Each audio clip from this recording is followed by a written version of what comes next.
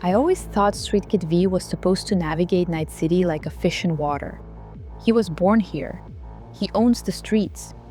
He knows the rules of this merciless game. So how did he end up dumped in a landfill like a broken piece of junk? How did he not see it coming? Did he simply run out of luck? Or was he never as sharp as we thought? When I analyzed Corpo V earlier, it became clear that I had completely misjudged him. And I didn't expect the same thing to happen with Streetkid. After all, this is the life path I choose most often. But he surprised me. He turned out to be far more complex than I had imagined. So let's examine every decision he makes in the intro and find out whether we're looking at the Judgement or just another fool walking blindly into the heist. If we choose the Streetkid life path, we start at El Coyote Cojo, a bar in Heywood, popular with the Valentinos.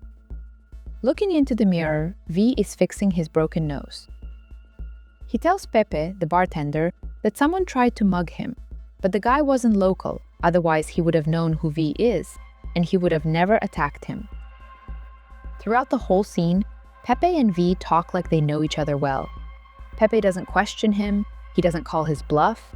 It almost feels like he silently agrees with V's cocky remark. And then Pepe opens up about his own problem with a fixer named Kirk. Almost as if he's thinking, yes, this is the guy who can help me. That makes me think V isn't just bragging. His reputation might actually be solid. That's definitely a judgment moment. Pepe tells us he owes Kirk money, and if he doesn't pay tomorrow, he's in serious trouble. It doesn't sound like this is the first time Pepe got himself into a mess. And probably not the first time he confides in V either. V chews him out for getting involved with Kirk in the first place, but easily agrees to talk to him on Pepe's behalf. And that tells us something important. V looks after his own. In the cruel world of Cyberpunk 2077, where dog eats dog and most people only think about themselves, V offers help even before he knows all the details. And he does it so casually, almost in passing, that it feels natural. Like this is just who Streetkid V is. On a personal level, this small detail instantly warmed me up to V when I first played the game. From a pragmatic point of view though, his behavior also makes sense. This is exactly how he built his reputation and earned street cred in Heywood. And now, Pepe owes V a favor. Something V could theoretically cash in later. It never actually happens in the game, but the option is there. In my books, that's another strong point for the Judgement. V heads over to Kirk to sort things out for Pepe. And here, the game presents us with several dialogue options that can paint V in a very different light depending on what we choose. I'll stick to the choices that align with V's behavior so far, not with what I would personally say. That's why, instead of jumping straight into business, V would definitely first ask how much Pepe actually owes, just to understand the scale of the problem. But once we choose this option, it immediately becomes clear that negotiation is not V's strong side. A reasonable question quickly turns into V sarcastically calling Kirk a cred shark with business ethics. That kind of tone would only make sense if V and Kirk knew each other very well and had already worked together before. Then it could maybe pass as a joke. But from the later dialogue, we learn that this isn't really the case. So starting off like this doesn't seem very smart. Because yes, V needs to protect his reputation. And yes, he has to keep that tough exterior. But there is a time and place for that. And if you come to ask for a favor on someone else's behalf, maybe you should choose your words more carefully. I'll award V a full point for this. V asks Kirk to give Pepe more time. Because he asks. Once again leaning on his reputation. Kirk, predictably, refuses. And then we get another dialogue choice, a tougher one this time. V can either threaten Kirk or offer a favor in return. My instinct has always been to offer a favor. It feels more reasonable, more strategic. But looking at how Streetkid V has behaved so far, that option suddenly doesn't seem authentic to him. Based on how recklessly he jumped in to help Pepe without thinking twice, and how a simple question already turned into an insult a moment ago, threatening Kirk actually feels more consistent with who V is. And here comes another difficult decision for me. Is this a fool moment or not? On one hand, V isn't entirely wrong. He makes it very clear that he's not someone to fuck with. But this is still only the third or fourth line in the conversation. In my opinion, it would make more sense to first try reasoning, and only if that fails, play the threat card. When you pull it out this early, it just doesn't hit as hard. I'm torn here, but I'll give this one to the fool. It seems V's trump card falls on deaf ears. Kirk doesn't look impressed by the threat at all. Instead, he offers to write off Pepe's debt if V steals a Rayfield erendite for him. And once again, we get an interesting dialogue choice. If we choose, "Not sure I can pull it off," V openly admits that he's not good enough for this job, that he doesn't have experience with auto theft. But based on how this conversation has been going so far, I don't see Streetkid V owning up to something like that. He wouldn't suddenly back down. He would try to play it cool and go with the other option. And in this case, that actually feels like the right move. V has already chosen the path of brute forcing this conversation. He doesn't have the standing to suddenly admit that the job is way above his level. Saying that right after threatening Kirk would just make him look weak. That tips the scale toward the judgment. After that, we're given a chance to ask for more details about the job. And I think V would do that no matter what we chose earlier. The questions are basic but important. Who owns the car? Who's helping from the inside? And how exactly is V supposed to break into something as classy and well-protected as a Rayfield? V also gets the option to tell Kirk that his plan is shit, which, honestly, I don't think Streetkid V would ever miss. At least not in my playthrough. So he's trying not to walk into this completely blind. And for that, I think he deserves a judgment point. V expresses doubt that the magical skeleton key Kirk gives him is some kind of silver bullet. That shows at least a bit of caution. But Kirk just brushes off all his questions without giving any real answers. And V says nothing. He simply accepts Kirk's faith in some kabuki tech specialist who supposedly built the device, takes the key, walks out of the bar, and goes to do the job right away. What about doing some recon on the Ember's garage security first? Or at least doing a background check on the inside guy? The very least he could do is ask someone he trusts to take a look at that skeleton key. Just like his Corpo V counterpart, Streetkid V fails to do proper due diligence. Maybe it's because the time window is narrow. The owner of the Rayfield goes to Ember's every Friday, and that's tonight. But that only makes it clear that this job is extremely rushed. And it stinks. V could have at least tried to negotiate a different solution for Pepe's problem.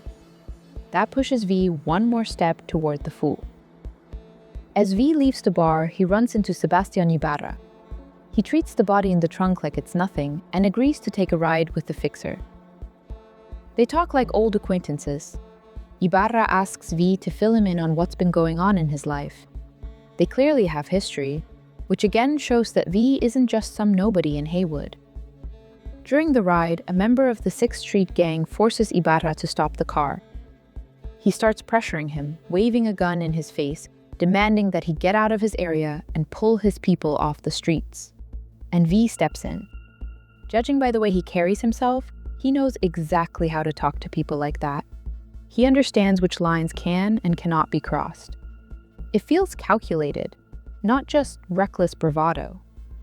The gang member backs off, clearly thrown off balance. And V earns some credit in Sebastian Ibarra's eyes, something that can later translate into more jobs. That's a strong judgment moment. Ibarra drops V off near the Ember's garage, where he checks in with Kirk's inside guy, who disables the cameras. We even hear one of them, the one near the security booth, stop whirring. And yet, V just marches straight toward the Rayfield without checking the perimeter to make sure the security is actually down everywhere. Even if he didn't have time for proper due diligence before rushing into the job, he could have taken a couple of minutes right there to look around. But he didn't.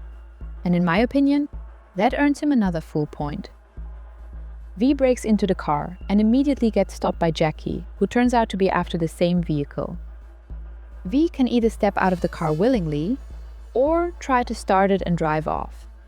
We already know he's not easily intimidated by a gun in his face. So I think Streetkid V would absolutely try to steal the car from right under Jackie's nose. He tries to start the Rayfield, but it gets blocked. It doesn't look like Jackie did anything, which means Kirk's magical skeleton key is probably just a piece of junk after all. V should have seen this coming. And that's another mark in the fool column. Not just because the key failed, but because he agreed to this sketchy job in the first place, without looking for other options. Jackie tries to pull V out of the car, but the NCPD shows up, triggered by the break-in alert. So neither of them is driving away in that Rayfield today. They have a short exchange with Inspector Stintz. Judging by V's earlier interaction with Ibarra, he knows when to show respect to authority. That's why he follows Jackie's lead and doesn't mouth off to a police officer. Otherwise, that would have definitely earned him another fool point.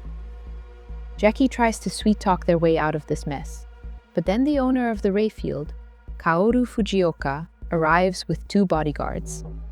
He very casually suggests that Jackie and V should be taken out and dumped in the sea, simply because he doesn't have time to testify against them.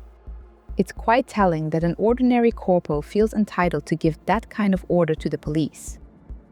What's also worth mentioning, Mr. Fujioka is the same guy Corpo V barked at in the corporate bathroom at Arasaka. Back then, Fujioka didn't look so smug. He quietly retreated into one of the stalls. That contrast says a lot. It shows how enormous the difference in standing between Corpo and Streetkid V really is. But it also shows how fragile corporate status can be, because in the end, both of them end up in exactly the same place. Fujioka leaves, and Inspector Stintz tells his officers to handle it. Luckily for V and Jackie, Inspector Stintz ignores Fujioka's suggestion. He lets them go, after making sure to rough them up first. Afterwards, V reflects on what happened and assures Jackie that they were never in real danger with Stintz. But everything seems obvious in hindsight. Jackie then invites V to grab some lunch, and V accepts.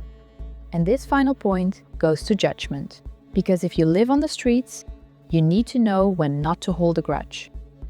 This is where the Streetkid intro concludes, bringing us to the results of our small exploration. 5 points for the Fool, 6 for the Judgement.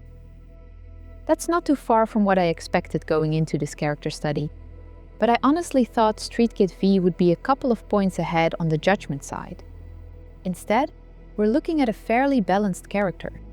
Someone who, just like Corpo V, could easily swing in either direction. Could it be that V's own reckless decisions eventually led him to that landfill, crawling half dead through the trash? We'll have to find out when we analyze the heist in a future video. But for now, who did Streetkid V turn out to be? Based on this playthrough, V is someone with solid street cred. People tend to open up to him easily. He stands up for his own like it's second nature, and he has a good reputation with local fixers. When faced with danger, he doesn't fold. He knows Night City well enough to understand who's who, and he doesn't let himself be pushed around by gang thugs. And just as important, he's wise enough to let things go when it helps him build new connections and form alliances. But at times, Streetkid V acts like a bull in a china shop. He charges through delicate situations like a battering ram. He's a do now, think later kind of person, and that attitude lands him in very dangerous situations. In any case, this point distribution didn't change the fact that Streetkid V is still my favorite life path in Cyberpunk 2077. If anything, doing this character study warmed me up to him even more, because I was finally able to understand why I like him so much, and put it into words. Streetkid V stands by his people. He will go above and beyond for a friend. And we are yet to see whether that's exactly what eventually leads him to his demise. I want to thank everyone who left kind comments under my first video and shared their thoughts on the Corpo V analysis. You guys are the best. You gave me a lot of motivation to finish this second piece. In the next one, I'll be looking at the Nomad life path. I'm curious if Nomad V will surprise me like Streetkid just did. If you found this character study interesting, consider subscribing to the channel. It helps more people discover the video, and it motivates me to keep going. Thank you so much for watching.